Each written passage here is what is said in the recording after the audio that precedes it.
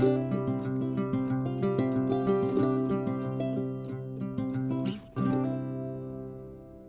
morning, it's Tom Christie back in the carving shop. Welcome to session 3 of carving a Drake Gadwall. And in this session, we're going to focus on detailing the body. We got the head done in the previous session. And as I mentioned, I wasn't going to cover just general rounding of the body. If you need to refer to that, go back to the Mallard Drake series or the Wood Duck series or the Bufflehead series. That'll show you those steps from bandsawing to roughing out and getting the body in this shape. I just didn't want to duplicate that effort since I've already done that in the past. But for those of you just joining, you may want to refer to those videos. They're going to be there when you need them. So I've got the primaries separated. I got the tail formed, kind of got the neck area and the breast shaped up and generally rounded the body. And now today we'll work on putting the details and some of the things that are very specific to the Gadwall Drake, like its long, narrow tertials. We want to focus on that effort. I am going to have a little bit of this beautiful wing coming out of the side pocket between the scapulars and the side pocket. So, and probably do that on both sides because I love that rust black white color combination on the Gadwall Drake. If you haven't hit the subscribe button and you're enjoying and getting value out of my channel, please do that. It doesn't cost anything. It helps me out. And then you'll get notification of new content as I continue to build the channel. If you want it, you can opt out of emails as well. So let's get going on the Gadwall Drake body.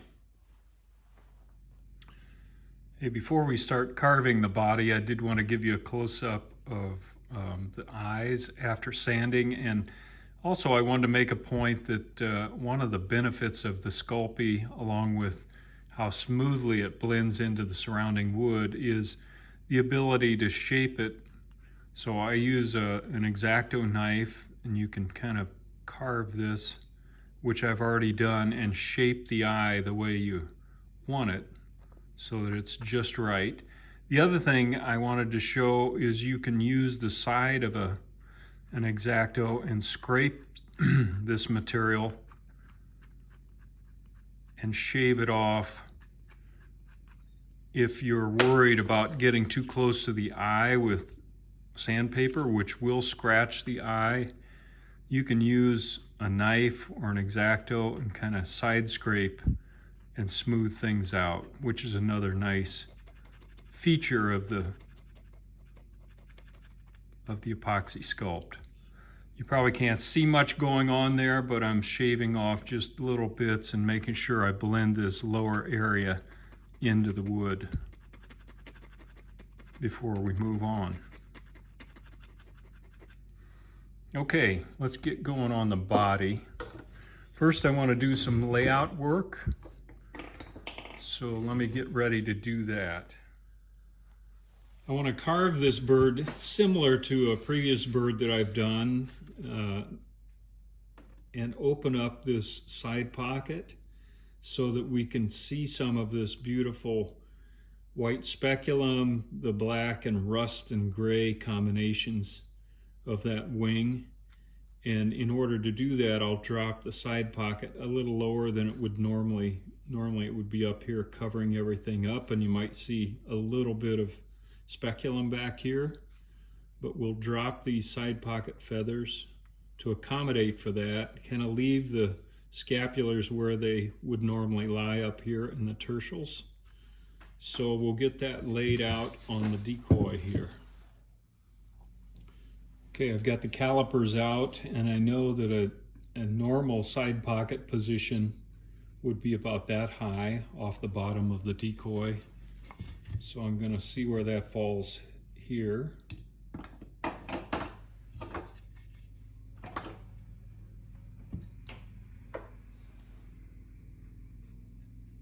So this would be kind of the normal side pocket height. So in order to open up this area, I'm going to drop that a little bit lower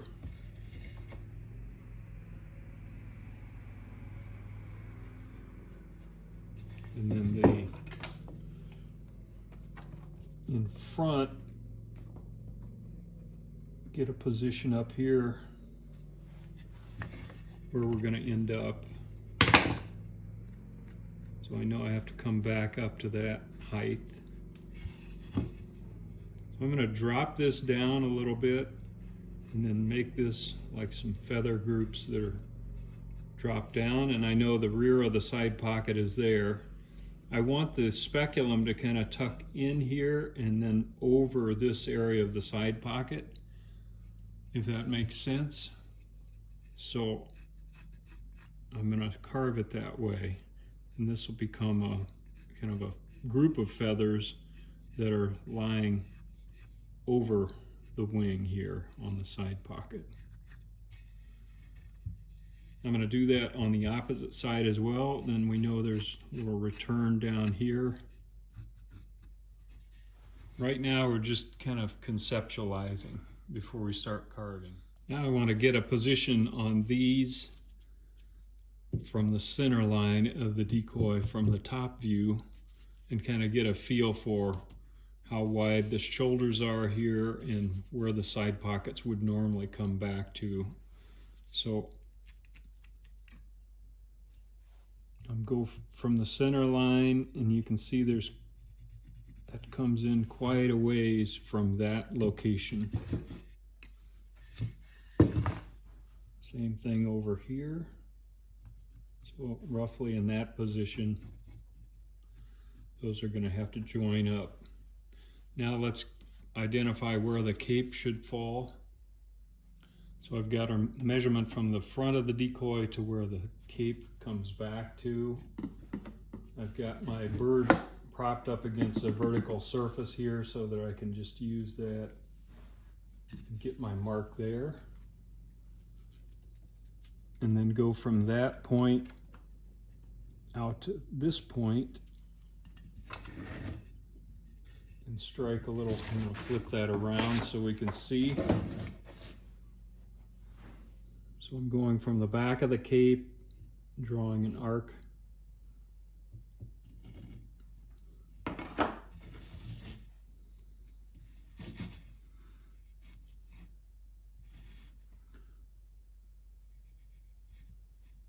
So I know that is roughly where we want the cape to be.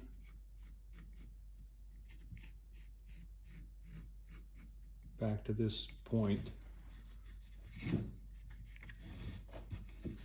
Now let's get a measurement on the, I'm calling it the shoulders. I know they're not shoulders, but where the front of the wing tucks into the front of the side pocket, and go from the center line here. Put a mark on the decoy. I know it's going to be about that wide. Same over here. So we get that dimension set, at least on the bird. Now, since the side pockets are dropped down on the sides, I can't just nail these in and carve this all out. But I can at least sketch in where they would normally fall if the wing wasn't exposed and pushing some things around. So I'm just going to sketch that in lightly. For me, it helps me keep in mind, okay, that's the normal side pocket position. As we start removing wood, it just keeps it in front of me, and I'll carve that off eventually, but that's kind of where I'm starting from. And then the wing is going to extend down here, but we have to lay in these tertials. So I'm going to get a reference dimension on where they should be. I think I'm going to extend one tertial below this primary because they're pretty long, but I'll check that in my pattern reference before we nail down those tertial positions. All right, I've done some layout work.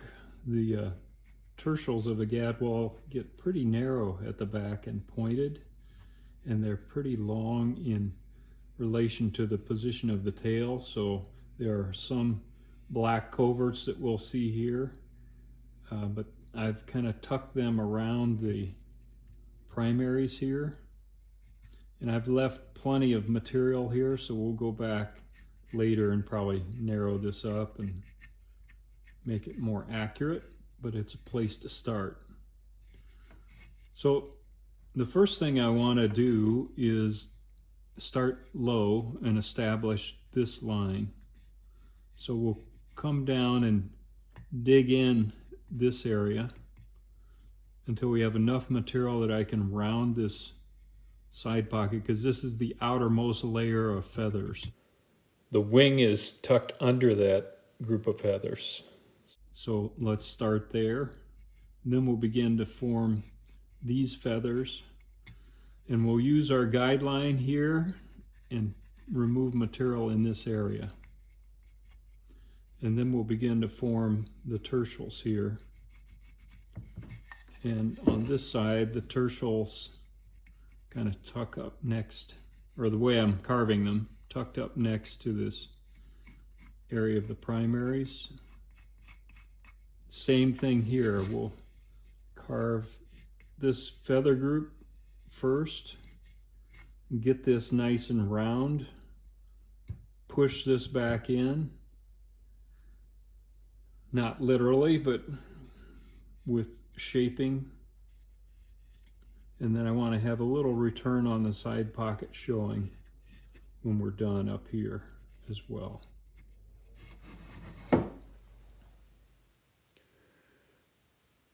I'm speeding up the video here so that we can watch more of this carving series as it happens, and I've got the 3/4 inch cylindrical saber-tooth burr, and like we talked about, going in and removing wood to leave that group of feathers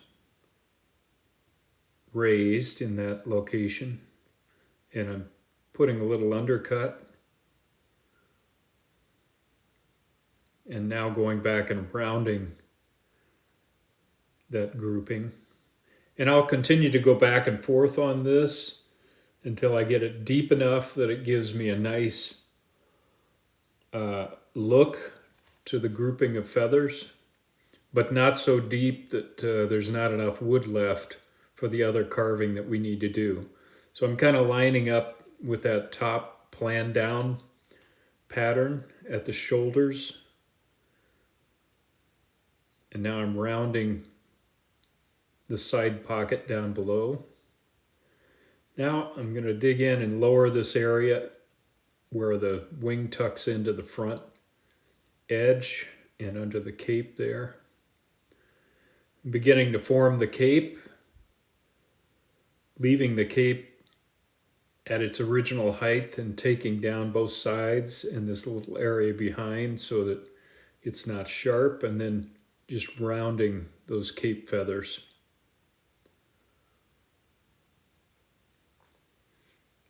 Now I'm just going to start rounding the scapular area. And we can take quite a bit of wood off this area to make it nice and round.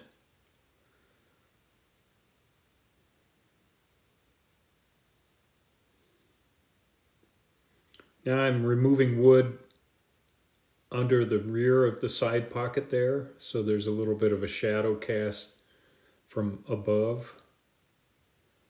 And also took some wood out under that feather grouping on the side so that a little shadow gets cast there. It's continuing to round things, taking it a little deeper. And notice I'm not removing much wood back by the speculum area. I've still got a piece of that showing in the pencil sketch. Just jumping ahead a little bit here, you can see I've kind of defined the lower edge of the speculum and that lower tertial, and now I'm repenciling to kind of get my lines for where the scapulars are going to come down and meet the wing.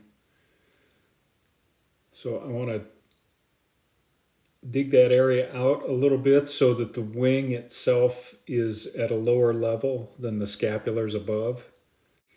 Now I'm going to switch to this flame-shaped burr because it's a little smaller and I can get in these tight areas better with it. And I'm going to smooth out the material between the side pocket and the scapulars. That'll be our tucked in wing. I'm going to jump ahead a bit since I'm off screen here. I'm just using that bit to round things in general. Now I'm going to shift over to a cylindrical burr so that I can work on the tertials here. And I'm using that to create steps between the tertial feathers. So there's the first one. Now I'm digging in. There's the second one.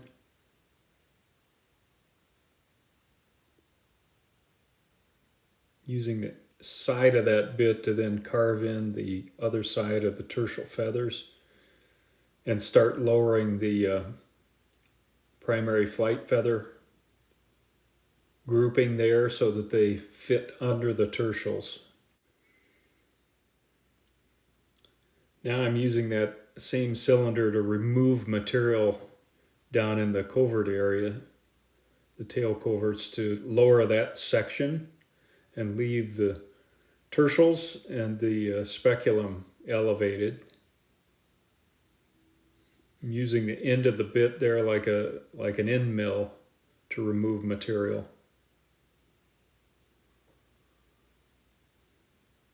Just going back in to further define that scapular area.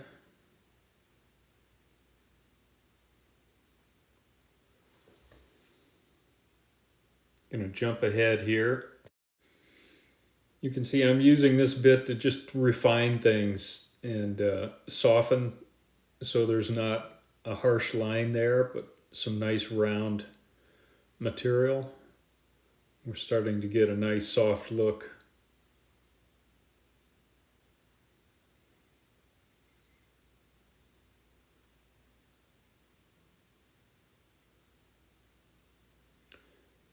Now I'm just going in to further define the primary feather group and how they tuck down into the tertials and make sure the angles are correct there.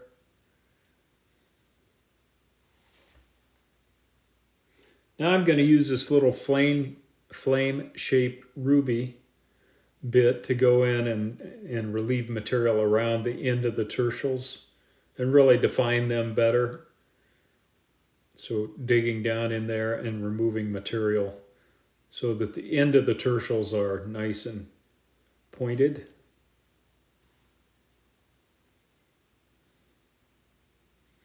Got things shaped up now on both sides. And I'm just going to start the same process on this side, and maybe this is a little better view. I'm undercutting the speculum and the lower tertial there and removing material, and then cutting in that area where the scapulars meet the wing, and then rounding that area. So this is a little bit of a repeat, but I thought there might be some better angles from this view as I work on this side. Now I'm just using that same bit to cut in the tertials, create those steps that'll give us a nice little shadow there between tertials.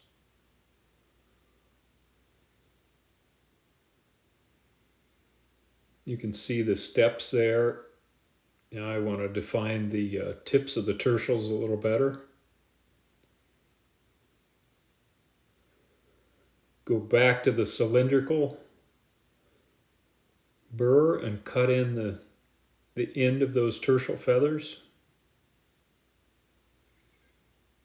And then I'll come back and clean that up with that little flame-shaped ruby bit. But this way I can remove a lot of material quickly and just get things rough shaped.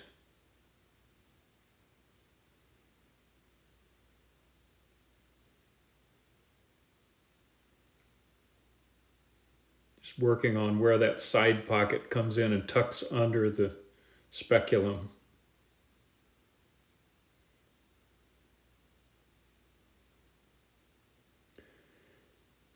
And then once this rough carving is done, I'll go back with the, there you can see a good view of it there. I'll go back with the calipers and just check things, symmetry side to side, make sure my dimensions match the pattern before we move to more refined work. There we go.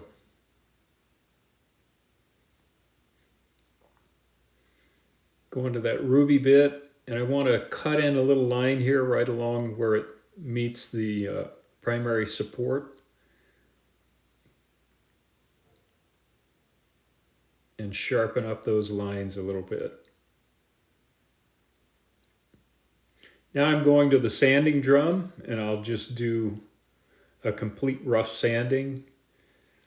And I've mentioned this in other videos. I use this, this is about 150 grit, and you can sculpt with this and shape with it, as well as just smoothing things out. So I'll do both while I'm going over the entire decoy.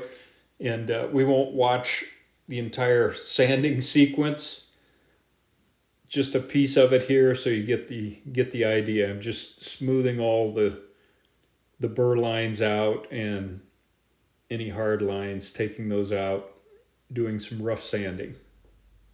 Here's just a quick view of the body carving. I've got a lot of sanding to do, but I thought I would pause and give you a 360 under an overhead light. Just making sure things are symmetrical, that the distance between here and here is the same. The angles are correct. So this is the time to make your final adjustments on anatomy.